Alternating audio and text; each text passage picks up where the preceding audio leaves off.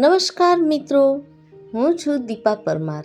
સ્વાગત છે મારી યુટ્યુબ ચેનલમાં. આજે આપણે આ વિડીયોમાં જોશું મંચ સંચાલન સ્ક્રિપ્ટ.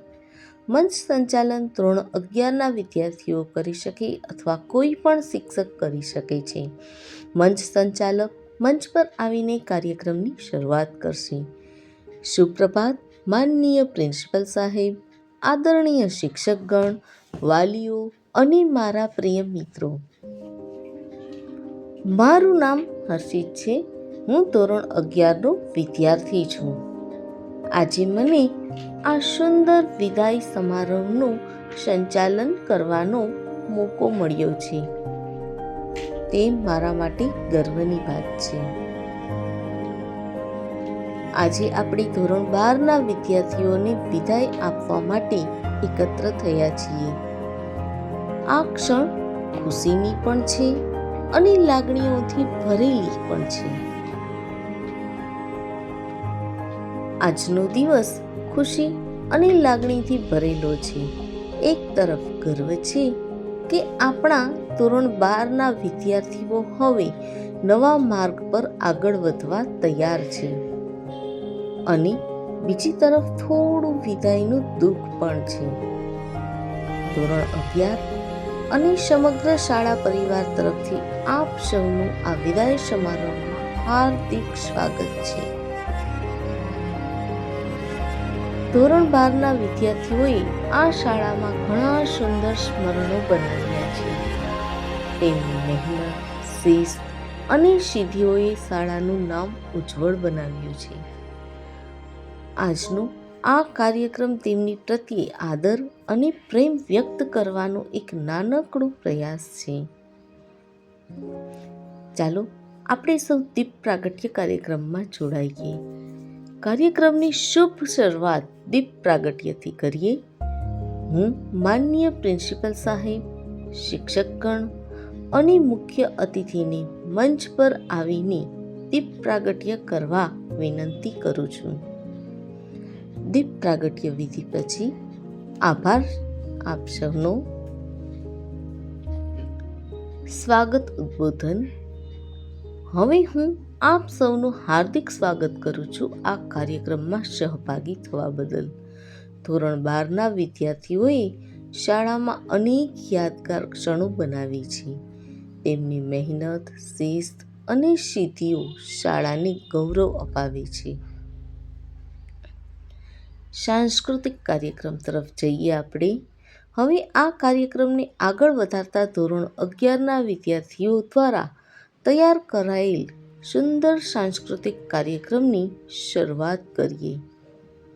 સૌપ્રથમ અમારી વિદ્યાર્થીનીઓ સુંદર નૃત્ય રજૂઆત કરવા જઈ રહી છે, તો ચાલો આપણે સૌ તેમને તાલીઓથી વધાવીએ.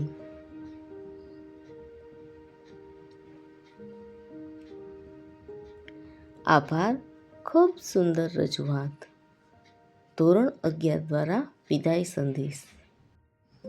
હવે હું ધોરણ 11ના વિદ્યાર્થી સ્મિતને આમંત્રિત કરું છું કે તેઓ ધોરણ 12 માટે વિદાય સંદેશ રજૂ કરે. અહીં કોઈ એક અથવા બે વિદ્યાર્થીઓ રજૂ કરી શકે છે.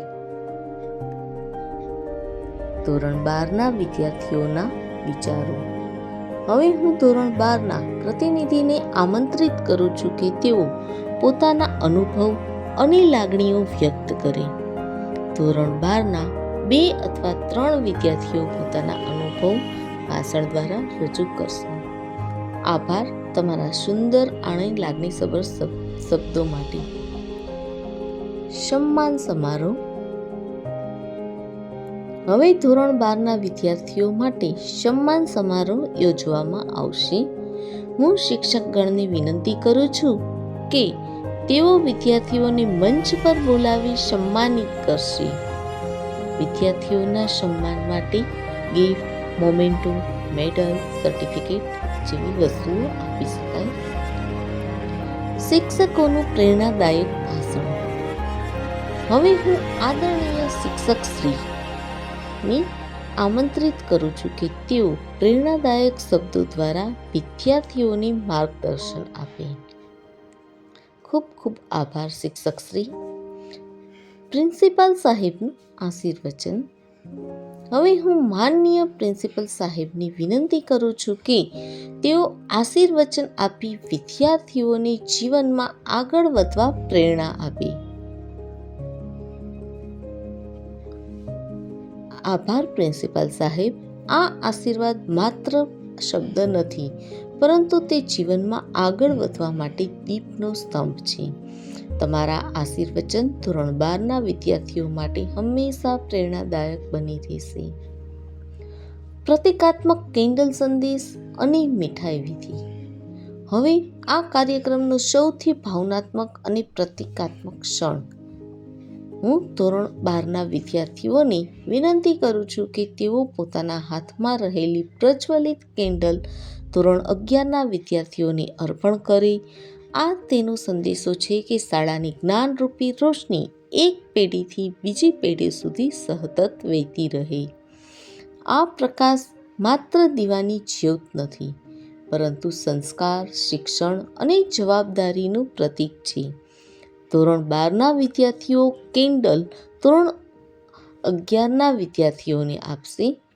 હવે ધોરણ 11ના વિદ્યાર્થીઓ તરફથી પ્રેમ અને આદરની લાગણી રૂપે તેઓ ધોરણ 12ના વિદ્યાર્થીઓને મીઠાઈ ખવડાવી શુભેચ્છા પાઠવશે. આ ક્ષણ દર્શાવે છે કે શાળાનો સ્નેહ, સંસ્કાર અને સંબંધ હંમેશા મીઠાઈ સાથે જોડાયેલા રહેશે. આ જ રીતે શાળાની પરંપરા અને પ્રકાશની પેઢી દર પેઢી આગળ વધતી રહે એવી શુભેચ્છા. આજનો કાર્યક્રમ યાદગાર રહ્યો. દરેક રજૂઆત, દરેક શબ્દ અને દરેક સ્મરણ હંમેશા દિલમાં રહેશે. અંતમાં હું તમામ મહેમાનો, પ્રિન્સિપલ સાહેબ, શિક્ષકગણ, વાલીઓ અને વિદ્યાર્થીઓનો હૃદયપૂર્વક આભાર વ્યક્ત કરું છું કે તેમણે આ કાર્યક્રમને સફળ બનાવ્યો.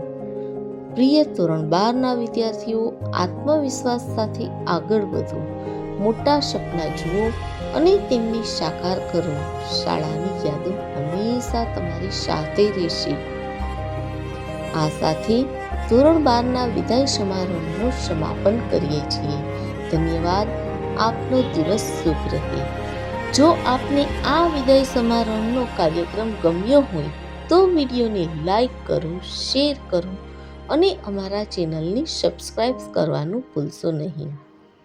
આવા જ શૈક્ષણિક અને પ્રેરણાદાયક કાર્યક્રમો જોવા માટે અમારી સાથે જોડાયેલા રહો. ધન્યવાદ. ફરી મળીએ નવા કાર્યક્રમ સાથે.